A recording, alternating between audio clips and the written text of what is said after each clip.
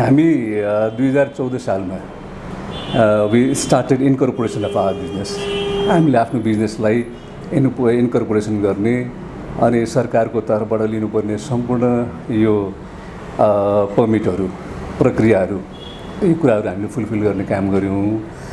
अनि 2015 सालको जुन महिनामा हामीले जहाज झिकाएर त्यसपछि फ्लाइट अपरेसन गर्ने हाम्रो सर्भिस लन्च गर्ने भन्ने योजना थियो। अब त्यसलाई अप्रिलमा भएको भूकम्पले गर्दाखेरि अब वी ह्याड अब हामीले मैले भन्नुपर्ने कुरा भएन, we had a series of यो year long more than year long अर्थक्वेक्सहरू भयो। त्यसले गर्दाखेरि अब हामीले आफ्नो सम्पूर्ण कामहरू चाहिँ नि यो जहाजको प्रोक्योरमेन्ट गर्नुपर्ने, त्यसपछि म्यान पावरको केन्द्र यो हायरिङ गर्नुपर्नेदेखि लिएर अब अरू भौतिक पूर्वाधार बनाउनु पर्ने यी सम्पूर्ण कामहरूलाई हामीले पोस्टपोन गर्नुपर्ने आवश्यकता भयो। र त्यसले गर्दाखेरि हाम्रो कामलाई हामीले 1 वर्ष चाहिँ नि वी ह्याड टु स्ट्यागर गर्ने बेलामा 2016 सालदेखि मात्रै हामीले सर्भिसहरू लन्च गर्न पायो। त्यो कन्टेक्स्टमा के भन्दाखेरि 1 year entire 1 year more than 1 year हामीले चाहिँ खेर फाल्नु पऱ्यो। त्यो खेर फाल्ने भनेको के भन्दाखेरि we spend all our expenses in general, यो कर्पोरेट काइन्ड अफ एक्सपेन्सेसहरू जस्तो हामीले जहाजै पहिले के भन्दाखेरि कमिट गरेर लिइसकेको त्यसलाई तिर्नुपर्ने पैसाहरू, certain critical man power we had employed तिनीहरूलाई तिर्नुपर्ने पैसाहरू इत्यादिहरू we had to made all kind of expenses. तर के भन्दाखेरि आम्दानीको बाटो हामीले के भन्दाखेरि खोल्न सकेनौँ, मुहानै हामीले बन्द गऱ्यौँ। त्यसले गर्दाखेरि इन्टायर इयर बिगिनिङ 2015देखि मिड भनौँ न first quarter of 16 was not very यो युजफुल फर अस। हामीले धेरै खर्च गऱ्यौँ, लगानी गऱ्यौँ, तर त्यसको प्रतिफलको रूपमा हामीले के भन्दा जुन बिजनेस गर्नुपर्ने हो त्यो बिजनेस चाहिँ गर्न पाएन। त्यो अर्थमा के भन्दाखेरि हाम्रो सुरुवाती चाहिँ नि was not very happy kind of यो सुखमय भएन भनौँ न। अब तयारीको हिसाबबाट we had all kind of energy, we had all kind of investment made, अनि अब जाँगर पनि भएको। यो सबै कुराहरू के भन्दाखेरि तयारीको सम्पूर्ण बन्दोबस्त भएको, तर के भन्दाखेरि सर्भिस लन्च गर्न पाएको।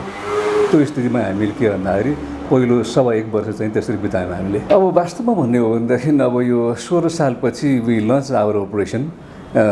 त्यो 16 सालको सर्भिस लन्चिङ भइसकेपछि क्रमशः हामीले अब जहाजको सङ्ख्याहरू थपेर लग्यौँ होइन, जहाजको सङ्ख्याहरू थपेर लग्यौँ, रुटहरू थपेर लग्यौँ। तर इन अल बिजनेसेस सुरुको समयहरू भनेको हामी अब इन्फेन्सी पिरियड भनौँ न, त्यो समयमा यो we come across all kind of टिचिङ प्रब्लम्सहरू। बच्चाको के भन्दा दाँत उम्रिने बेलाको जुन प्रब्लमहरू छ we went across all kind of प्रब्लमहरू। र एउटा त्यस पछाडि अर्को मैले तपाईँहरूसँग सेयर गर्नुपर्ने बेलामा अब जस्तो यो scale of operation, economies of scale भन्छौँ नि हामी इकोनोमिक्समा होइन, एउटा यो एयरलाइन चलाउने बेलामा अरू व्यवसायमा जस्तै गरिकन certain volume of operation, certain number of aircraft utilization, हाम्रो क्रू युटिलाइजेसन भनेर भन्छौँ, इन्टायर रिसोर्सको युटिलाइजेसन हेर्ने बेलामा अन्टिल द्याट्स अप्टिमल, त्यो अप्टिमल लेभलमा के भन्दा हामीले अपरेसन नभइकन in terms of aircraft, in terms of crew, in terms of all kind of resources त्यो नभइकन हामीलाई इकोनोमिज अफ स्केलले कम्पनीको बिजनेसलाई प्रफिटेबिलिटीमा ल्याउँदैन। यो तपाईँहरूको मिडियामा पनि त्यही हो, होटेल इन्डस्ट्रीमा त्यही हो, all kind of industry the same rule applies. त्यो अर्थमा हामीले अब यो अहिलेसम्मको हिसाबबाट हिजोको दिन भनौँ न, अब प्रि पेन्डेमिक लेभलसम्म पनि हामीले प्रफिटेबिलिटी जेनेरेट गर्न सकेका छैन। हालाकि अब अहिलेको एज अफ टुडे हामीले भन्नुपर्ने बेलामा वी हेभ इन्कर्ड अबाउट अब झन्डै 10 बिलियन नेपाली रुपिजको हाम्रो लसको एकुमुलेसन छ होइन। अब त्यो लसको एकुमुलेसन भनेको एउटा चाहिँ if you look at no absolute figure हेऱ्यो भनेदेखि त्यो चाहिँ अब इट्स अ ह्युज अमाउन्ट। तर हाम्रो चाहिँ बिजनेसको जुन लङ रेन्ज प्लानिङ छ त्यो हेर्दाखेरि we have full confidence we can recover this kind of loss and move on. जस्तो अहिले कन्टेक्स्टमा पनि हामी पेन्डेमिकमा हामीले नेपालमा यो फ्लाइटहरू गऱ्यौँ, इभ्याकुएसन फ्लाइटहरू गऱ्यौँ, त्यसपछि आएर अब यो मेडिकल सप्लाइजहरू फ्लाइट गऱ्यौँ हामीले। यी फ्लाइटहरूको कारणले गर्दाखेरि we had some kind of अब कन्ट्रिब्युसन टु द नेसन हामीले देशको लागि के भन्दाखेरि कन्ट्रिब्युसन पनि गर्न सक्यौँ। पेन्डेमिकको फाइट गर्नलाई पनि हामीले मेडिकल सप्लाइजको मार्फत देशलाई सहयोग गर्न सक्यौँ। त्यस्तै गरिकन हामीले एउटा यो सर्टेन चार्टर फ्लाइट्सहरू चाहिँ नि यो पिसिआरको सामानहरू ल्याउनुको लागि हामीले फ्री फ्लाइटहरू पनि गऱ्यौँ। नेपाल सरकारलाई के भन्दा 1 करोड रुपियाँ हामीले क्यास कन्ट्रिब्युसन पनि गरौँ। यो सबै गरिसकेपछि फेरि इभ्याकुएसन फ्लाइटबाट के भन्दाखेरि नेपाली मान्छेहरूको के भन्दाखेरि लाइफलाई हामीले सजिलो बनाउने उपाय पनि गर्न सक्यौँ। अब यी कुराहरू सँगसँगै के भन्दाखेरि because we could operate some flights during the pandemic unlike many other airlines in the world certain kind of revenue we could make certain रेभेन्यूहरू हामीले बनाउन पायो। त्यो रेभेन्यू बनाउन पाइसकेपछि एउटा advantage we did have some kind of advantage like we did lay off even single person. हाम्रो employment पेरोलमा बसेको एकजना मान्छेलाई पनि हामीले यो ले अफ गर्नु परेन एउटा त्यो। अनि अर्को एउटा के भन्दाखेरि वी डिड अब हामीले स्यालेरी पेमेन्टदेखि लिएर अरू पेमेन्टहरू by and large we were able to manage of these kind of payments। त्यो अर्थमा नेपाल सरकारको के भन्दा सम्पूर्ण खालको रेभेन्यू हामीले तिर्नुपर्ने राजस्व तिर्नुपर्ने जस्तो के भन्दाखेरि ठुला करदाता कार्यालयलाई हामीले तिर्नुपर्ने पैसा, त्यसपछि आएर टिआईएलाई तिर्नुपर्ने पैसा, एनओसीलाई तिर्नुपर्ने पैसा, एनएसीलाई तिर्नुपर्ने पैसा, नेपाल टुरिज्म बोर्डलाई तिर्नुपर्ने पैसा इत्यादिहरू सरकारलाई तिर्नुपर्ने राजस्वहरू जति छ we were able to pay full and final in time। त्यो एउटा चाहिँ अब हामीले सुख मान्नुपर्ने विषय छ। हालाकि अहिलेसम्मको पिरियड हामीले हेर्ने बेलामा हामी अब we still have to go on कि प्रफिट बनाउनुको लागि हामी अझै पनि के भन्दाखेरि बढी काम गर्नु र we have to better manage our company and अब यो क्यापेसिटी हामीले थप्नुपर्ने छ। जस्तो अहिले कन्टेक्स्टमा हामीले नेपालको सरकारको तर्फबाट के भन्दाखेरि अहिले हामीसँग 4वटा जहाज भएकोमा 5औँ जहाजको के भन्दाखेरि पर्मिसन हामीसँग थियो। त्यसको के भन्दाखेरि अब यो पेन्डेमिकले गर्दाखेरि होइन भनेदेखि 2021 सालमा हामीले यो जहाज ल्याउनु पर्ने, पेन्डेमिकले गर्दाखेरि जहाज ल्याउनु पाएन भनेपछि अब सरकारले दिने पर्मिट चाहिँ 1 इयरलाई दिन्छ, जहाज सिकाउने पर्मिट 1 इयरलाई दिन्छ। तर पेन्डेमिकले गर्दाखेरि जब मान्छेहरू अब अरू एयरलाइनहरू आफ्नो चाहिने जहाजको सङ्ख्याहरू घटाउन लागेको छ, हामी चाहिँ जहाज अर्को साल जहाज थप्ने भनेर नेपाल सरकारलाई हामीले चाहिँ जहाजको पर्मिट रिन्यू गरिदिनु भनेर चाहिँ नि रिक्वेस्ट गरेका छौँ। त्यसले गर्दाखेरि हामी चाहिँ क्रमशः आफ्नो क्यापेसिटी थपेर लाने। मेन क्यापेसिटी एयरलाइनको भनेको चाहिँ एयरक्राफ्ट क्यापेसिटी हो। त्यो एयरक्राफ्ट क्यापेसिटी सँगसँगै क्रू क्यापेसिटी हुन्छ, मेन्टेनेन्सको क्यापेसिटी हुन्छ, ग्राउन्ड अपरेसन क्यापेसिटी हुन्छ, इत्यादि क्यापेसिटीहरू हामीले चाहिँ नि यो कन्सल्टेसन गरेर लाने, थपेर लाने।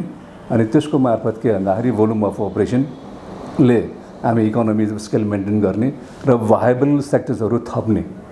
जस्तो अहिले हामी के भन्छ 5-6वटा सेक्टरमा फ्लाइट गरिरहेका छौँ र पेन्डेमिक सिद्धिसकेपछि we do have a plan at least के भन्दा चिनको चाहिँ घटीमा 5देखि लिएर 10वटा पोइन्टहरूसम्म हामी चाहिँ फ्लाइट गर्ने, चिनको लगभग 10वटा एयरपोर्टहरूमा हामी फ्लाइट गर्ने भन्ने योजना छ। अब त्यो भने के भन्दाखेरि अब चीन संसारभरिको लागि potential tourism market. Pre pandemic टाइममा चीनबाट 30 करोड मान्छेहरू वार्षिक के भन्दाखेरि अब पर्यटनलाई बाहिर जाने भनेपछि हामी कहाँ त्यहाँ 1-2 लाखको हारिहरू मात्रै पर्यटकहरू आउँथ्यो।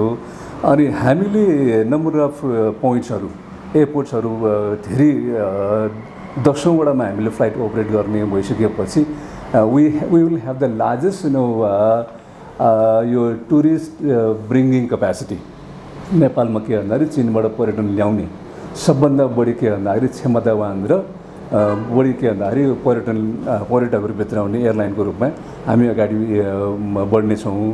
त्यसले गर्दा भोलिको दिनमा अब हामी प्रफिटेबिलिटीतिर पनि ओरिएन्टेड हुने र त्यसको माने के भन्दाखेरि will look after our people. हाम्रो इम्प्लोइजहरूलाई हामीले चाहिँ प्रपरली टेक केयर गर्ने। अहिले पनि के भन्दाखेरि we may be one of the best airlines in the country जसले के भन्दाखेरि आफ्नो इम्प्लोइजहरूलाई चाहिँ बेस्ट टेक केयर गर्छ, त्यो खालको छ। अनि नेपाल सरकारलाई हामीले गर्नुपर्ने चाहिँ economic contribution, all kind of revenues, all kind of पेमेन्ट्सहरू त्यो गर्ने। त्यसपछि आएर नेपाली मान्छेहरू अब अहिलेको कन्टेक्स्टमा हामी कहाँ लगभग 300 मान्छे डाइरेक्टली इम्प्लोइ छ। तिनीहरूको के भन्दाखेरि we have the best training facilities for our people. एउटा त्यो छ। देश विदेशमा हामीले ट्रेनिङ गराइरहेछौँ। अनि त्यसपछि आएर के भन्दाखेरि अहिले हामीले जस्तो हामी सुरु गर्ने बेलामा हिमालय सुरु गर्ने बेलामा एयरबसको यहाँ पाइलटहरू मेन्टेनेन्सको मान्छेहरू अनि अरू खालको चाहिँ नि यो क्वालिटी म्यान पावर यो दक्ष जनशक्ति स्किल म्यान पावर भनौँ न त्यो एकदमै कमी थियो भन्दाखेरि अहिले आएर हामी आफैले हाम्रो नेपाली यो फ्रेस र नेपाली के भन्दा को पाइलटहरूलाई क्याप्टेनमा अपग्रेड गर्ने गरेर हामी अगाडि काम गरिरहेका छौँ। वी अलरेडी ह्याभ अहिलेको कन्टेक्स्टमा हेर्ने हो भनेदेखि अब पहिले लगभग सम्पूर्ण क्याप्टेनहरू विदेशी थियो भनेदेखि अहिले कुल क्याप्टेनमा चाहिँ 1/3 नेपाली र 2/3 विदेशी छ र त्यो चाहिँ हामी क्रमशः के भन्दा रिभर्स गर्ने नेपाली क्याप्टेनहरूको सङ्ख्या बढाएर लाने विदेशी क्याप्टेनको सङ्ख्या घटाएर लाने त्यसरी अगाडि बढिरहेछौँ र नेपालीहरूलाई के भन्दा टप म्यानेजमेन्टमा की म्यानेजमेन्ट के भन्दा पोर्टफोलियोहरूमा पनि हामीले चाहिँ यो डेभलप गरेर अगाडि लाने भन्ने छ। त्यो अर्थमा अब यो पर्यटनको सवालमा हिमालयले गर्ने कन्ट्रिब्युसन आफ्नो ठाउँमा छ। अब अहिले मैले एउटा चाहिँ नि स्पष्ट भन्नुपर्दाखेरि हाम्रो अल्टिमेट गोल त प्रफिट होइन हामी आफ्नो कुरामा चाहिँ स्पष्ट छौँ। हामी हिमालय एयरलाइन्स अब नेपाल र चाइनाको जोइन्ट भेन्चर भोगले गर्दाखेरि यो दुईवटा देशको बिचमा चाहिँ ओभरअल रिलेसनसिपलाई स्ट्रेन्थन गर्ने एउटा त्यो विषय छ। त्यसपछि आएर नेपालको इकोनोमीलाई कन्ट्रिब्युसन गर्ने दुईवटा पक्ष छ। नेपालको एभिएसनलाई हामीले टेवा दिने 3 पक्ष छ। नेपालको पर्यटनलाई पुश गर्ने अर्को पक्ष छ भन्दाखेरि यी सबै कामहरूमा हामीले राम्रो गर्न सक्यो भनेदेखि हामी चाहिँ के भन्दा प्रफिटेबिलिटीको बाटो चाहिँ त्यही हो कि सस्टेन गर्ने भनेको के भन्दाखेरि प्रफिट भनेको सस्टेन भन्दाखेरि पनि ब्रेक इभन भनेको सस्टेन हो। प्रफिट भनेको आगेको बाटो होइन। प्रफिटेबिलिटीले के भन्दाखेरि we have more investment for reinvestment यो मोर मनी फर रिइन्भेस्टमेन्ट होइन। ग्रोथ गर्ने हो भने प्रफिटेबिलिटी चाहियो अनि स्टेग्नेन्ट बस्ने हो भने ब्रेक इभन चाहियो। त्यसले गर्दा आगामी दिन हामी चाहिँ अब कम्पनीलाई ग्रो गर्नुपर्छ। कम्पनी ग्रो गर्नलाई प्रफिटेबिलिटी चाहिन्छ नै होइन। तर के भन्दाखेरि बाटो त के भन्दा ठिक बाटो जानु पऱ्यो नि त नि होइन। प्रफिटेबिलिटी चाहिँ एउटा बाटो त हुन्छ नि। त्यो हामी ट्र्याकमा छौँ सही बाटोमा छौँ अगाडि बढिरहेछौँ भन्ने हो। तर के भन्दाखेरि आजको भोलि प्रफिट हुन्छ भोलिको पर्सि प्रफिट हुन्छ भन्ने कुरो चाहिँ त्यो अहिले ठ्याक्क भन्नु मुस्किल छ। किन भन्दाखेरि profit is a function of many variables होइन। एक भेरिएबलले प्रफिटको काम गर्दैन। जस्तो मान्छे शक्तिवान हुनलाई बलियो हुनलाई स्वस्थ हुनलाई त टाउकादेखि लिएर खुट्टासम्म ठिक हुनु पऱ्यो नि होइन। त्यसले गर्दा प्रफिटेबिलिटी चाहिँ के भन्दा मल्टिपल भेरिएबल्सले गर्दाखेरि त्यो डिटरमाइन गर्छ। अब जस्तो अहिले के भन्दाखेरि नेपाल सरकारको तर्फबाट हामीले चाहिँ नि सर्टेन कुराहरू चाहिँ नि लिनै पर्छ। हामी अधिकारी पनि हौँ लिनलाई योग्य पनि हौँ। जस्तो हामी सेल्फ ग्राउन्ड ह्यान्डलिङको विषय छ होइन। अहिले ग्राउन्ड ह्यान्डलिङको विषयमा तपाईँहरूलाई म स्पष्ट पार्नुपर्छ। ग्राउन्ड ह्यान्डलिङ भनेको के हो भन्दाखेरि एयरपोर्टको सवालमा एयरलाइन र एयरपोर्टको सवालमा यात्रीहरू यो चेक इन गर्ने प्रोसिजर त्यो कम्प्लिट गर्ने तिनीहरूलाई के भन्दाखेरि एयरपोर्ट टर्मिनलमा चाहिँ बस्ने बन्दोबस्त गरिदिने प्रोसेसको माध्यमबाट बस्ने ठाउँ त के भन्दाखेरि एयरपोर्टले गर्छ। त्यसपछि आएर ती यात्रीहरूलाई के भन्दाखेरि आफ्नो जहाजसम्म पुर्याउने बसाउने। त्यसपछि आएर जहाजको बेसिक यो सरसफाइ गर्ने यी बेसिक कुराहरूलाई के भन्दाखेरि हामीले यो कमर्सियल हाम्रो एभिएसनको टर्ममा चाहिँ ग्राउन्ड ह्यान्डलिङ भनेर भन्छौँ। अनि ग्राउन्ड ह्यान्डलिङ चाहिँ 2 खाले विषय छ। एउटा चाहिँ सेल्फ ग्राउन्ड ह्यान्डलिङ आफ्नो यात्रीलाई आफैले नमस्कार भन्न पाउने। हाम्रो के भन्दाखेरि जहाजमा हामी आउनुहोस् भनेर भन्न पाउने अधिकार चाहिँ के भन्दाखेरि चेक इन गर्ने जुन प्रक्रिया छ जहाजमा यात्रीले पुर्याउने त्यो चाहिँ के भन्दा that's part of the self ground handling होइन। त्यसपछि जहाजको चाहिँ ल्याबोरेटरी टोइलेट सफा गर्ने जहाजको बाहिर पुस्ने भित्र पुस्ने जहाजलाई पुस गर्ने उडानलाई टक्क मिलाइदिने ती कुराहरू ग्राउन्ड ह्यान्डलिङको कुरा। त्यो चाहिँ के भन्दा संसारभरिमा के नियम छ र अभ्यास पनि छ भनेदेखि अब जस्तो हिमालय हाम्रो चाहिँ होम बेस आश्रयस्थल कहाँ भन्दा टिआइए अनि संसारभरिको अभ्यास र के भन्दाखेरि अहिले के यो नियमहरू पनि हरेक देशको नियमहरू पनि हाम्रो देशको नियम पनि यो क्यानको ऐन नियमावली त्यसपछि आएर एओसिआर भन्छौँ हामी air operator certificate requirement basic नियमावली। त्यसपछि आएर कार्यविधि छ ग्राउन्ड ह्यान्डलिङ कार्यविधि भनेर छ। त्यो कार्यविधि यी सम्पूर्ण के भन्दा ऐन नियम स्वदेशी विदेशी अभ्यास सबैले हिमालयले सेल्फ ग्राउन्ड ह्यान्डलिङ गर्न पाउने, आफ्नो यात्रीलाई नमस्कार भनेर आफ्नो के जहाँसम्म डोर्याउने काम गर्न पाउने है, त्यो हामीलाई नेपाल सरकारले इजाजत दिइसकेको छ। तर त्यो काम हामीले गर्न पाइसकेका छैनौँ होइन। सरकारले लाइसेन्स दिएको काम पनि हामीले गर्न पाइसकेका छैनौँ होइन। अब त्यो चाहिँ के भन्दाखेरि अब सरकारसँग सोध्ने विषय भयो है, एउटा त्यो छ। अब त्यसको बाबतमा हामीले के भन्दा एनएसीलाई एउटा फ्लाइटको लागि $3000 तिर्नुपर्छ हामीले, इच फ्लाइट। एउटा फ्लाइट यहाँबाट उड्यो कि $3000 आफ्नैसित टक्क बुझाउनु पर्ने होइन। अब त्यो विषयमा पनि अब सम्पूर्ण एयरलाइनहरूको गुनासो छ। एउटा के भन्दाखेरि ग्राउन्ड ह्यान्डलिङको पैसा महँगो भयो, एनएसीले सर्भिस दिनेमा भन्ने छ। एउटा के भन्दाखेरि सेवा राम्रो भएन भन्ने छ। तपाईँले आफैले पनि धेरैपल्ट यो कुरा इन्टरभ्यूको दौरानमा अथवा पढ्ने दौरानमा अथवा सुन्ने दौरानमा you have come across this kind of things भनेदेखि अब कमर्सियल ग्राउन्ड ह्यान्डलिङ भनेको ग्राउन्ड ह्यान्डलर अथवा ग्राउन्ड ह्यान्डलिङ एजेन्ट भनेर भन्छ, कमर्सियल ग्राउन्ड ह्यान्डलिङ एजेन्ट। त्यसको लाइसेन्स के सेल्फ ग्राउन्ड ह्यान्डलिङको लाइसेन्स र यो लाइसेन्स चाहिँ नि यो नेचरमै फरक। एउटा सेल्फ ग्राउन्ड ह्यान्डलिङले आफ्नो यात्रीकोलाई नमस्कार गर्ने र मेरो जहाज सफा गर्ने, अर्थात् हामीले एउटा गाडी लियौँ, मोटरसाइकल लियौँ भनेदेखि आफ्नो मोटरसाइकल त आफूले सफा गर्न पाउनु पऱ्यो नि होइन र, फ्युल भर्न पाउनु पऱ्यो नि, दसैँमा के टिका त आफैले लगाइदिनु पाउनु पऱ्यो नि भन्ने चाहिँ त्यो चाहिँ सेल्फ ग्राउन्ड ह्यान्डलिङ हो।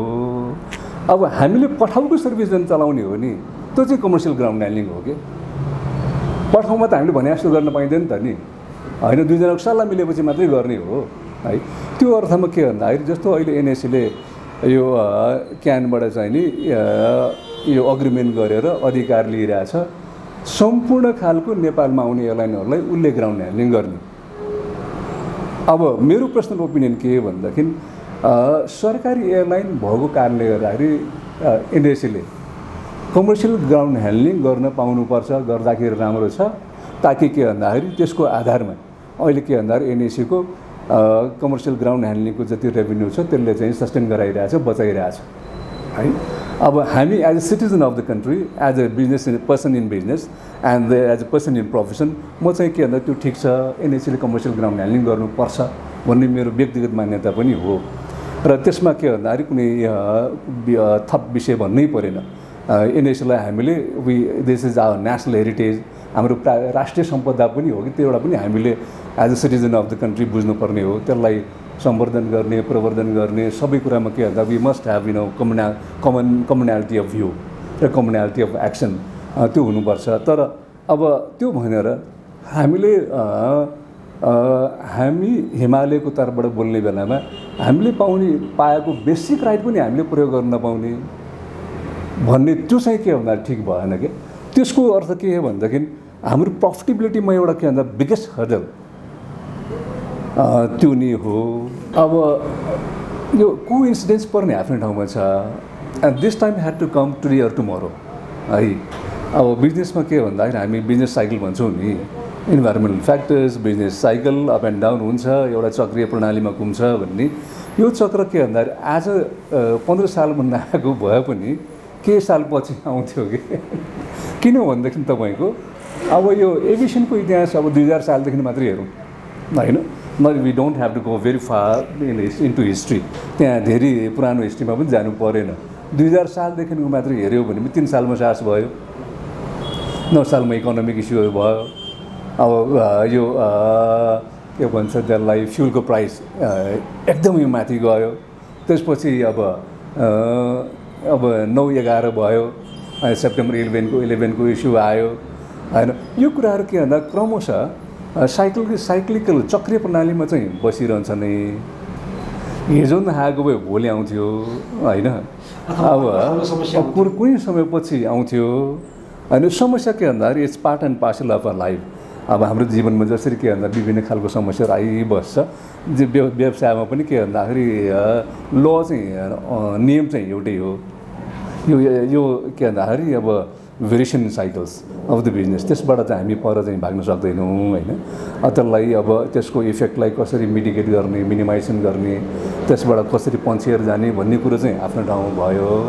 अदरवाइज के भने यो खालको problem in one firm or next now or then in the future त्यो चाहिँ आइबस्छ कि अब प्रब्लम आउँछ भने ग्यारेन्टी त कहिले हुँदैन होइन बाढी यति बेला आउँछ भन्ने कुरो त अब सुनामी यही बेला आउँछ भन्ने कुरा त हुँदैन अब तर अब समस्याहरू आउन सक्छ भन्ने कुरोको के भन्दाखेरि अब प्रिपेयर्डनेस त भइहाल्छ अलिअलि भए पनि विदेश जोइन्ट भेन्चर हुँदाखेरिको there are certain advantages significant एडभान्टेजेसहरू थिए हामीलाई पनि अहिले पनि छ अब जस्तो मैले अघि भने यो एयरबस हामीले जुन नयाँ जहाज चलायो नेपालमा अब यसको लागि यो दक्ष जनशक्ति त हामी कहाँ थिएन नि न पाइलट थियो न मेन्टेनेन्सको मान्छे थियो न क्याबिन क्रू समेत पनि थिएन होइन हामीसँग क्रुसियल म्यान पावरहरू केही पनि थिएन नि अब विदेशीसँग जोइन्ट भेन्चर गर्ने बेलामा द्याट टाइम अब त्यो बेला हाम्रो विदेशी जोइन्ट भेन्चर भनेको टिबेट एयरलाइन्स आफै एउटा चाहिँ के भन्दा डोमेस्टिक एयरलाइन त्यहाँ भयो भने फुल फ्लेजेड होइन उनीहरू 3 दर्जन त्यही बेला 3 दर्जन के भन्दाखेरि एयरबस 320 319 चलाएर बसेको 330 चलाएर बसेको अनि उनीहरूसँग चाहिँ technical know how man power management expertise यी कुराहरू थियो एउटा त्यसपछि आएर के भन्दाखेरि इन्टरनेसनल एयरलाइन चलाउने बेलामा अब हामी कहाँ यो स्वदेशी एयरलाइनहरू कतिले इन्टरनेसनल एयरलाइन चलाउने प्रयास गरिरहेको छ तर गाह्रो छ नि सबैलाई होइन अब स्टेट ओन्ड एयरलाइनलाई त गाह्रो छ होइन यो क्यापिटलको इस्यु छ होइन पुँजी त के भन्दा क्रुसियल यो एकदमै क्यापिटल इन्टेन्सिभ हुन यो टेक्नोलोजी इन्सेन्टिभ मात्र होइन कि एकदमै क्यापिटल इन्टेन्सिभ बिजनेस पनि हो त्यो अर्थमा के भन्दाखेरि विदेशी यो जोइन्ट भेन्चर पार्टनर सँगसँगै यी कुराहरू पनि के भन्दा साथमा लिएर आउँछ जुन बल जुन शक्ति जुन अब क्षमता चाहिने हो अन्तर्राष्ट्रिय एयरलाइन चलाएर अगाडि बढ्नलाई चलाउने मात्रै होइन सुरु गर्नलाई मात्रै अगाडि बढाएर के भन्दा सक्सेसफुल्ली क्यारी अन गर्नको लागि जुन अब यो क्षमता हामीलाई चाहिने हो बहुआयामिक क्षमता एउटा मात्रै क्षमता होइन त्यसको लागि के भन्दा it's very important joint venture partner विदेशी त्यो पनि विदेश जोइन्ट भेन्चर मात्रै पार्टनर मात्रै भएर पुग्दैन एयरलाइन बुझेको एयरलाइन जानेको एयरलाइनमा अनुभव भएको हामी के भन्दाखेरि कोर कम्पिटेन्स भन्छौँ नि कोर कम्पिटेन्स भएको यो विषयमा नलेज बेस होइन significant knowledge base specialise knowledge base भएको चाहिँ पार्टनर भयो भनेदेखि त्यसले चाहिँ धेरै सघाउ गर्छ र हाम्रो कन्टेक्स्टमा के भन्दाखेरि जेभी जोइन्ट भेन्चर चाहिँ नि धेरै युजफुल भएको छ अब सुरुवाती बिन्दुमा यस्तो भयो अब टुरिज्म इयर 2020 अब गभर्मेन्टको तत्कालीन गभर्मेन्टको एउटा आइडियल प्लान थियो देशलाई एउटा समृद्ध नेपाल बनाउने भनेर सोच लिएको सरकार भनिकन हामीले बुझेकोले गर्दाखेरि सरकारले के भन्दा त्यो खालको चाहिँ नि अब यो प्रोजेक्ट ल्याउनु चाहिँ राम्रो नै थियो प्रोजेक्ट ल्याउँदाखेरि अब प्रोजेक्ट ल्याइसकेपछि प्रिपरेसन पनि त्यही अनुसार गर्नुपर्छ अब मैले बुझेको जति हामी प्रिपरेसन गर्छौँ त्यति गर्न पाएन होला for a variety of reasons तर के भन्दाखेरि उद्देश्य राम्रो थियो कार्यक्रम राम्रो थियो र कन्टेक्स्ट चाहिँ राम्रो थियो त्यो सवालमा के भन्दाखेरि त्यो प्रोग्राम राम्रो थियो अब बिचमा के भन्दाखेरि यो पेन्डेमिकको इस्यु आयो पेन्डेमिकको इस्यु आउँदाखेरि पनि अब हामीले हिस्टोरिकल्ली हेर्ने हो भनेदेखि यस्तै खालको घटनाहरू हुँदाखेरि द लेन्थ अफ इफेक्ट जस्तो सार्स 2003 सालमा आयो इम्प्याक्ट वाज 6 मन्थ्स होइन 6 महिना इम्प्याक्ट आयो अब मान्छेहरूले के भन्दा चार्ट हेर्ने बेलामा केलाई रिलेट गर्छ भने इतिहासले रिलेट गर्छ हामी इतिहासबाट केही सिक्ने भनेर भन्छौँ कि बुझ्ने भनेर भन्छौँ इतिहासकै आधारमा अगाडि बढ्ने भनेर भन्छौँ होइन अब इतिहासलाई हामीले रिलेट गर्ने बेलामा अब यो इस्यु चाहिँ के भन्दाखेरि 3 4 6 8 महिनापछि जान्छ भन्ने थियो नि अब त्यो अर्थमा हाम्रो आफ्नो सबै हामी जस्तो के भन्दाखेरि पिपल इन बिजनेस को यो सोचाइ पनि त्यही अनुसार जाने भयो यो केही समयपछि जान्छ त्यसपछि आएर हामी के भन्दा पुनः यो फिनिक्स चरा जस्तै फेरि के भन्दाखेरि भुरेर उड्नेछौँ भन्ने भयो अब त्यो समय के भन्दाखेरि अहिले आएताको हामीले यो डेटा एनालिसिस उनीहरूको कुरालाई हेर्ने हो भनेदेखि अब अहिलेसम्म यो 2000 सालसम्म विभिन्न घटनाहरू भए दुर्घटनाहरू भए तिनीहरूमा के भन्दाखेरि लङ्गेस्ट पिरियड अफ इफेक्ट भनेको 2018 के 19 को 9/11 भनौँ 9/11 को जुन घटना हो त्यसको चाहिँ हाराहारी के भन्दाखेरि 18 महिनाको इम्प्याक्ट भन्ने छ होइन अब अहिले आएर के भन्दाखेरि यो पेन्डेमिकको इम्प्याक्ट एज अफ टुडे 18 महिना त गइसक्यो नि त होइन इम्प्याक्ट अझै कन्टिन्यू छ अनि हामी आइएटाको प्रोजेक्सन हेर्ने इन्टरनेसनल एयर ट्रान्सपोर्ट एसोसिएसनको यो प्रोजेक्सन हेर्ने उनीहरूको चाहिँ के एनालिसिस हेर्ने हो भनेदेखि प्री पेन्डेमिक लेभलमा इन्टरनेसनल एयर ट्राभललाई रिकभर गर्नको लागि 2024 साल चाहिन्छ भनेर भन्छ कि होइन। अहिले मूलत के भनेदेखि अब चीन गभर्मेन्टले चीनको international border for flight operation कहिले खोल्ला भन्ने हामी प्रतीक्षा गरिरहेछौँ।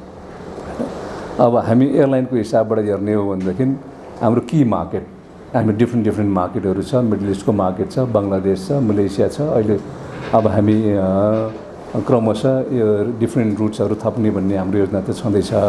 त्यो बाहेकमा के भन्दाखेरि यो डिफ्रेन्ट मार्केटको कम्पेरिजनमा यो चाइना पनि हाम्रो की मार्केट नै हो। त्यो अर्थमा अब हामी आफ्नो मार्केटलाई सकेसम्म के भन्दा रिक्लेम गर्ने, हामी सकेसम्म त्यसलाई चाहिँ सुरु गर्ने भन्ने हाम्रो आफ्नो चाहिँ तयारी छ। तर हामीले कहिलेबाट फ्लाइट सुरु गर्न सकिन्छ भन्दाखेरि चीन सरकारले सकेसम्म चाँडो अब फ्लाइटहरू सुरु गर्न हामीलाई अनुमति दिनु पऱ्यो कि। अब अनुमति दिने बेलामा हामीलाई मात्र अनुमति दिनु हुँदैन। अब हरेक सरकारको एउटा चाहिँ नि अब डिफ्रेन्ट क्राइटेरियालाई बेस गरिकन निर्णय गर्छ होइन। अब अहिले पनि के भन्दाखेरि डिफ्रेन्ट सरकारहरूले अब उनीहरूको देशको डिफ्रेन्ट एयरपोर्टहरूमा भेरिएबल पोलिसीहरू छ होइन। भेरिएबल पोलिसीहरू भिन्दै पोलिसीहरू छ। त्यो पोलिसी फेरि के भन्दाखेरि यो गेस्ट कन्ट्रीहरूको पनि ग्रुपिङ गरिदिएको छ नि। ग्रुप ए यो कन्ट्री, ग्रुप बी ग्रिन कन्ट्रिजहरू, ग्रुप बी, ग्रुप सी भनेर छुट्याइदिएको छ। त्यो अनुसार के भन्दाखेरि हामी कुन ग्रुपिङमा पर्छौँ, यी सबै कुराहरू भेरिएबल्सहरू धेरै छ। तर हामीले अहिले के भन्दाखेरि यो बेला सुरु गर्छौँ भन्दा पनि हामी एन्टिसिपेसन चाहिँ नि चिनिया सरकारले सकेसम्म चाँडो हामी जस्तो एयरलाइनहरूलाई चाहिँ त्यहाँ फ्लाइटको लागि चाँडै के भन्दाखेरि अब खुल्ला गरिदियोस् भन्ने त्यो चाहिँ हाम्रो आकाङ्क्षा भयो, इच्छा भयो। तर त्यसको लागि हामी पर्खिने बाहेक अरू उपाय त भएन। हामी 5 मात्रै होइन, हामी त के भन्दाखेरि 5 मात्रै होइन, बढी नै ठाउँमा जाने तयारी हो। हाम्रो 10 छौँ, हामी क्रमशः जाने हो होइन। 5 ठाउँमा त पहिले नै उडाइरहेको हो। त्यसले गर्दाखेरि अब जाने ठाउँलाई चाहिँ अब समस्या भएन। सरकार अब यो बोर्डर कहिले खुल्छ भन्ने विषय चाहिँ प्राथमिक भयो। अब नेपालको सरकार भनेको सधैँभरि असल सरकार रहेको छ है, त्यो एउटा के विषय भयो। अब हिमालयको सवाल मात्र होइन, नेपालको एभिएसन ओभरअल एभिएसनमा नेपाल सरकार चाहिँ पोजिटिभ दृष्टिकोण छ, त्यो चाहिँ पक्का हो। यो एभिएसन भनेपछि डोमेस्टिकको सम्पूर्ण एयरलाइनहरू, एनएसी भयो, अनि त्यसपछि आएर हामी हिमालय एयरलाइन्स भयो। अब त्यसपछि आएर विदेशी एयरलाइनलाई पनि नेपाली सरकारले जहिले पनि के भन्दाखेरि पोजिटिभ दृष्टिकोणबाट काम गरिरहेछ, हेरेछ। अब त्यो नहुँदो हो यहाँ के भनेदेखि 28वटा विदेशी एयरलाइनहरू नेपालमा के भन्दाखेरि दैनिक फ्लाइट गर्दैन थियो होला। त्यसले गर्दाखेरि त्यस अर्थमा पनि हामीले नेपाल गभर्मेन्टलाई यो एभिएसनप्रति पोजिटिभ रूपमा हेर्न सकिन्छ। अर्को एउटा नेपाल सरकारको एउटा बाध्यता छ, नेपालको पर्यटन प्रबन्धन गर्नलाई एभिएसन नै चाहिने भएकोले गर्दाखेरि अनि त्यो कारणले गर्दाखेरि सरकारले एभिएसनलाई पोजिटिभ दृष्टिकोणबाट हेर्नुपर्छ। अब त्यसपछि आएर अब अर्को एङ्गलबाट हेर्ने बेलामा अब जोइन्ट भेन्चरको सर्टेन कुराहरूमा गभर्मेन्टको पोलिसी इन जेनरल राम्रो भए पनि क्रिटिकल कुरामा समस्या पनि छ। अब जस्तो हामीले केही समय 2-3 वर्ष अगाडि हामीलाई अब हामी लस बेरिङ कम्पनी भएकोले गर्दाखेरि अब either we have to invest more equity or we have to invest through loan होइन। अनि हामीले विदेशी प्यारेन्ट कम्पनीबाट लोन ल्याउने भन्ने कुरा नेपाल सरकारलाई अनुरोध गऱ्यौँ। त्यो बेला हामीले सरकारलाई तिर्नुपर्ने पैसा लगभग के भन्दा 50 करोड जति थियो। टिआईलाई तिर्नुपर्ने है, ठुला करदाता कार्यालयलाई तिर्नुपर्ने, हामीले निवेदन हाल्यौँ। अनि त्यो बेला के नियम के थियो भन्दाखेरि हामीले जोइन्ट भेन्चर सुरु गर्ने बेलामा फरेन लोन पनि यो डाइरेक्ट इन्भेस्टमेन्टको रूपमा आउँथ्यो। अनि हामीले काम गर्दै फरेन लोनलाई चाहिँ डाइरेक्ट इन्भेस्टमेन्टको रूपमा नलिने, पेरेन्ट कम्पनीले त लोन दिनै नपाउने, भन्ने ल्यायो। अब हामी लस बेरिङ कम्पनीले देशी विदेशी कसैले कुनै पनि ब्याङ्कले चाहिँ लोन दिँदैन नि होइन। ब्याङ्क भनेको त के भन्दा फेयर वेदर फ्रेन्ड्स हो नि त होइन। त्यसमा हाम्रो गुनासो पनि छैन होइन। हामी ब्याङ्क भएर हामी पनि त्यही काम गर्थ्यौँ होला, त्यसरी नै हेर्थ्यौँ होला। अब के भयो भन्दाखेरि अब मैले निवेदन दिएँ सरकारी राजस्व तिर्नलाई मात्रै भए पनि मलाई पेरेन्ट कम्पनीबाट लोन ल्याउन पाऊँ भनेर मैले के भन्दाखेरि निवेदन हालेँ। सरकारको तर्फबाट के भन्दा त्यो स्वीकृति भएन। अब यस अर्थमा to that extent which is very critical सरकारको सहयोग त भएन नि त नि होइन। सरकारले राजस्व तिर्नेमा, कम्पनीलाई बचाइराख्नेमा अनि जोइन्ट भेन्चर फरेन इन्भेस्टमेन्टलाई हामी के भन्दाखेरि हरेक साल चाहिँ त्यो बेला यो investment Nepal foreign investment summit गर्ने, विदेशीहरूलाई के भन्दा नेपालमा चाहिँ लगानी गर्न आऊ भन्ने। तर के भन्दाखेरि यो सिचुएसन चाहिँ नि लाई ट्याकल नगर्ने। अब त्यो भन्दाखेरि हामीले के भन्दाखेरि यो विषयमा त सरकारलाई त क्रिटिकल्ली सरकारले गरेको कुरा ठिक छैन त भन्नु पऱ्यो नि त होइन। अब मैले अघि एउटा कुरा गरिहालेँ ग्राउन्ड ह्यान्डलिङको विषयमा। ए बाबा हामी कमर्सियल ग्राउन्ड ह्यान्डलिङ गर्ने होइन, हामी लेखेर दिन्छौँ होइन, बोलेर पनि भन्छौँ, कमिटमेन्ट छ हाम्रो होइन। भनेपछि अब सबै हिसाबबाट के भन्दा योग्य पक्ष भनौँ न हामी लाइसेन्स सुद्धा पाइसक्या सेल्फ ग्राउन्ड ह्यान्डलिङ गर्ने, तर के भन्दा काम गर्न दिएको छैन। अब यसलाई यो पनि फेरि मोस्ट क्रिटिकल इस्युजहरू हो है। अब कसरी के भन्दाखेरि सरकारले सहयोग गर्यो भन्ने त्यो बेलाको सरकारदेखि यो बेलाको सरकारसम्म होइन। अब यसलाई हामीले कसरी भन्ने। अब दैनिकी काम त जसको पनि हुन्छ नि त नि होइन। फ्लाइट अपरेसन गर्ने काम के सबै एयरलाइनको भइरहेछ होइन। अब टिआइएलाई सरकार राजस्व तिर्नुपर्ने एयरलाइनको पनि फ्लाइट भइरहेछ, अरूको पनि फ्लाइट भइरहेछ होइन। हामी चाहिँ फुल कम्प्लायन्स गर्ने एयरलाइन नै हो। यस्तो छ आइकियूको अब यो ब्ल्याकलिस्ट अथवा सेफ्टी लिस्ट भन्छौँ हामी होइन। त्यसबाट चाहिँ अब नेपाल हटिसकेको छ उहिले नै, 2-3 वर्षै भयो।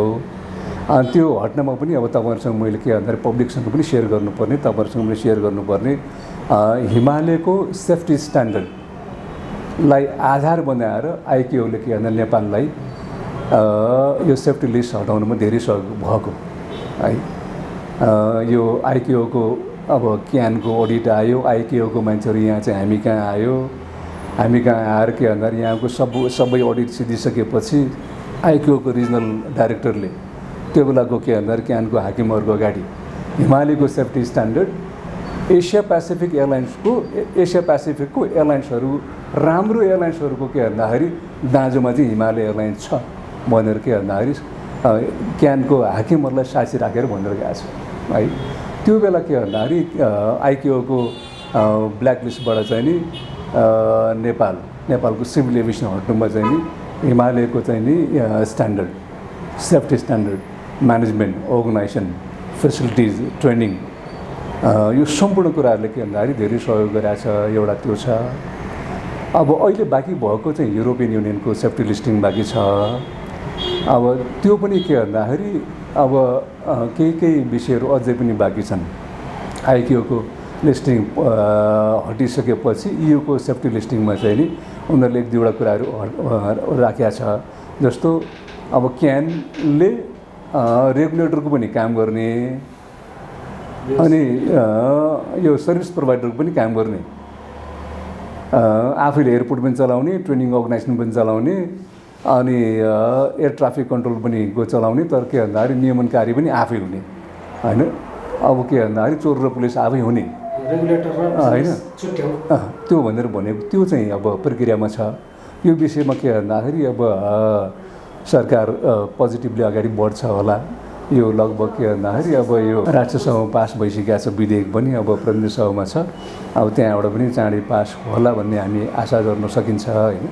त्यसपछि अब इयूको तर्फबाट चाहिँ नि अब सेफ्टी लिस्टिङबाट हामीले हटाइएला भन्ने छ। अब त्यो हटेको खण्डमा युरोप हामीले अब हाम्रो टुरिज्मको इतिहास हेर्ने हो भनेदेखि Europe has been one of the most prolific origin of tourist arrivals for Nepal.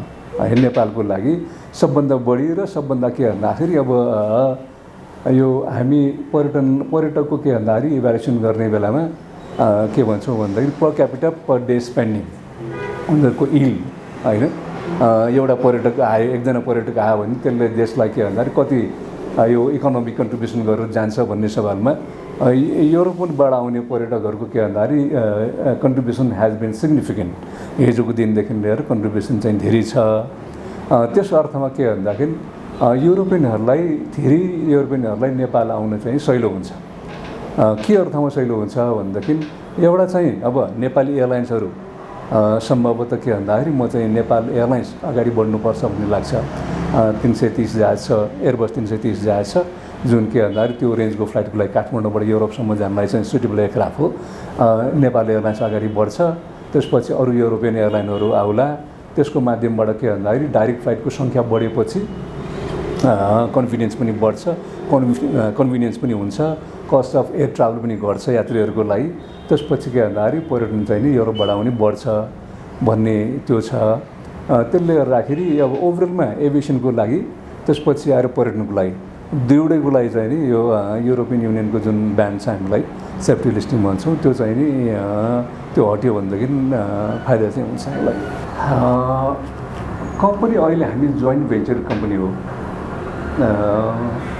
अहिलेको सवालमा अहिले जोइन्ट भेन्चरको जुन हाम्रो इन्भिसेस गरिरहेको छ जोइन्ट भेन्चर एग्रिमेन्ट गर्ने बेलामा त्यो अनुसार चाहिँ कम्पनीको बिजनेस मोडल यही नै रहन्छ। अहिले भोलिको कुरा भन्न सकिन्न, आजको कन्टेक्स्टमा के भन्दाखेरि त्यो अहिले होराइजनमा छैन भनौँ, त्यो क्षितिजमा छैन अहिले।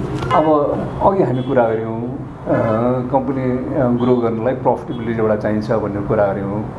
अनि कम्पनीलाई प्रफिटेबिलिटीले मात्रै ग्रो गर्छ भन्ने पनि छैन। कोभिडले फाइदा बनायो, स्टाफले बोनस दियो भन्ने चाहिँ नि हामी कहाँ हरेक अर्गनाइजेसनमा आफ्नो म्यानेजमेन्ट मोडल हुन्छ।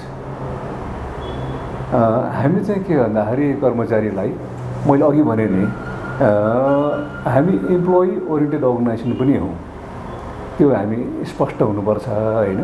अब जस्तो नेपालभरिमा साह्रै थोरै के भन्दाखेरि यो प्राइभेट बिजनेसेसहरूमा अब कर्पोरेट अन्डरटेकिङहरूमा चाहिँ नि हप्ताको 2 दिन छुट्टी हुन्छ।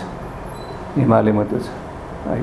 हिमालयले के गरिरहेको छ भन्दाखेरि कर्मचारीको पर्फर्मेन्सलाई हेरिकन, इन्डिभिजुअल कर्मचारीको पर्फर्मेन्स हेरिकन, उसको डिपार्टमेन्टल पर्फर्मेन्स हेरिकन इन्सेन्टिभाइज गर्छ।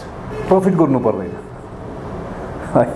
हाम्रो ऐन अनुसारको के भन्दाखेरि प्रफिट भएपछि बोनस दिने भन्ने हाम्रो होइन। त्यो त ऐन अनुसारको ऐनले नै भइहाल्छ। त्यो बोनस ऐन अट्र्याक्ट हुन्छ, त्यो सिद्धिहाल्यो। अब यहाँ के भन्दाखेरि कोही पनि कर्मचारीले कुनै पनि खालको सिग्निफिकेन्ट काम गरिरहेछ भनेदेखि त्यो मान्छे तत्कालै के भन्दाखेरि कुनै पनि समयमा स्याबासीको भागीदार हुन्छ है। बदमासी गरिरहेछ भनेदेखि पनि अब दुईवटा पक्ष हुन्छ। जानी बदमासी गरिरहेछ भनेदेखि दण्डको भागीदार हुन्छ, नजानिकन बदमासी गरिरहेछ भने उसले के भन्दाखेरि हि गेट्स और सी गेट्स मोर लर्निङ है। उसलाई के भन्दा सिकाउने काम हुन्छ। त्यसले गर्दा सेफ्टीको इस्यु हेऱ्यो भनेदेखि हामीले कोहीले बिगार्यो भने हामी के भन्दाखेरि हामी नन प्युनिटिभ कल्चर भनेर भन्छौँ। हामी अदण्डनीय संस्कृति है। हामी कहाँ के भन्दाखेरि कर्मचारीलाई दण्ड हुँदैन सेफ्टीको सवालमा। सबका सबले कसैले पिउनदेखि लिएर हामी कहाँ पिउन भन्ने पद छैन। तल्लो कर्मचारीदेखि लिएर कोही पनि कर्मचारीले के भन्दाखेरि हामी कहाँ सेफ्टीमा यो भएन फ्लाइट सेफ्टीको सवालमा, त्यसपछि आएर अकुपेसनल हेल्थ सेफ्टीको सवालमा कुनै पनि रिस्क हजार्ड देखाएको छ भनेदेखि उसले बोल्दाखेरि हुन्छ भन्ने होइन, हाम्रो बोल्नै पर्छ भन्ने हाम्रो मान्यता हो। अनि त्यो बोले बाबत भने बाबत उसले के भन्दाखेरि स्याबासी पाउँछ। बदमासी जानी बदमासी गरेको बाहेक स्याबासी पाउने अनि कसैकोबाट गल्ती भएको छ त्यसले सिक्ने त्यो अवसर चाहिँ पाउँछ कि। त्यसले गर्दाखेरि जसले बोनस पाएको छ ती कर्मचारीले पाएको हो कि सबैले पाएको होइन। स्पेसिफिक कर्मचारी, स्पेसिफिक डिपार्टमेन्ट, स्पेसिफिक केसमा चाहिँ पाउने हो। त्यसरी छ कि हाम्रो चाहिँ म्यानेजमेन्ट मोडल हो। अनि बोनस होइन, त्यसलाई इन्सेन्टिभ हो, बोनस होइन कि। मान्छेले भन्दाखेरि अब हामीले अब भनेको चाहिँ अब बोल्ने बेलामा चाहिँ टर्मिनोलोजी मिल्दैन। इन्सेन्टिभलाई बोनस भनिदिन्छ होइन। अब हामी के भन्दाखेरि अब रिवार्ड एन्ड पनिसमेन्ट भने जस्तै गरिकन अब रिवार्ड हो कि त्यो चाहिँ हामी कहाँ भइरहन्छ त्यो अहिले एकचोटि मात्र होइन त्यो भइबस्छ त्यो यहाँ कोही कर्मचारीले अफ द रेकर्ड होला कोही कर्मचारीलाई रेकर्डमा राखे पनि हुन्छ कोही कर्मचारीले के भन्दाखेरि इफेक्टिभ रूपमा कम्पनीको के भन्दाखेरि कस्ट जेन्युन रूपमा के भन्दाखेरि घटाउनेलाई उसले आँखा खोलिदिया छ काम गरिदिया छ आइडिया दिया छ भनेदेखिलाई त्यसले के त्यसको पनि स्याबासी पाउँछ